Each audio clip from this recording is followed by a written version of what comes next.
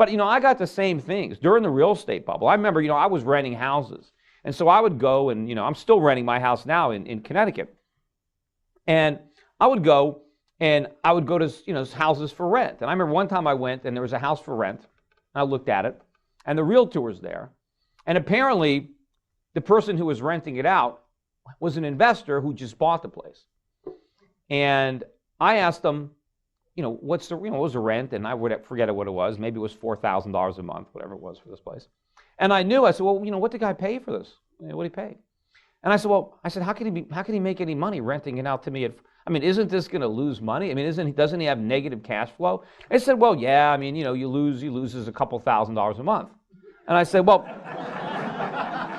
and I said to him, but you recommended this as an investment? He says, yeah. I said, well, but why would you recommend as an investment property, a property that has a negative cash flow? Why would you have him buy it? And he said, well, you don't understand. This property is going to appreciate. This property can double in the next couple of years. And I said, why? Why would it double? You can't even cash flow it positive at the price it's at now. How's it going to go up in value? And I said, real estate is a function of rents. And then the guy said to me the same thing. He said, you don't understand real estate. He was telling me that rents don't matter to real estate. Just like when I was telling people to buy stocks, they were telling me dividends don't matter. I'm buying this stock because it's going to go up. Well, why should it go up? It doesn't even pay a dividend. It's already, who would buy it? I did the same thing when I rented my apartment. I was renting an apartment. After I got divorced, I was renting an apartment in Stamford. And beautiful apartment, right on the water. I had my boat there. Beautiful views of the sound. I had right in the corner. Great unit, beautiful building. I had a concierge. It had,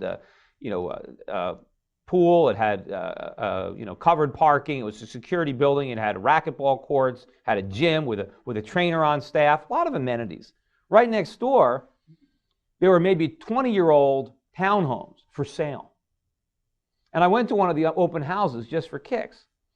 And there was a unit on sale, whatever they wanted, $500,000 or $600,000 for this unit. That was about the same square footage as what I was renting. But it had no view of the water. It was dark. It was old. There was no security. It had none of the amenities. Yet the property taxes and maintenance fees alone worth like $1,000 a month. And by the time I would have paid the mortgage, if that's how I financed it, I would have been spending more money per month to live in one of these little places than this really nice apartment that I was renting right next door. And I asked the realtor, I said, why would anybody buy this place? You could just rent right next door. There's more units available. I know I just rented. And the lady said to me, well, but when you move out, you're not going to have any equity. I said, well, what do you mean? She says, well, when you buy this property, then, it appreciates. And then when you can sell it, when you move out, you make money.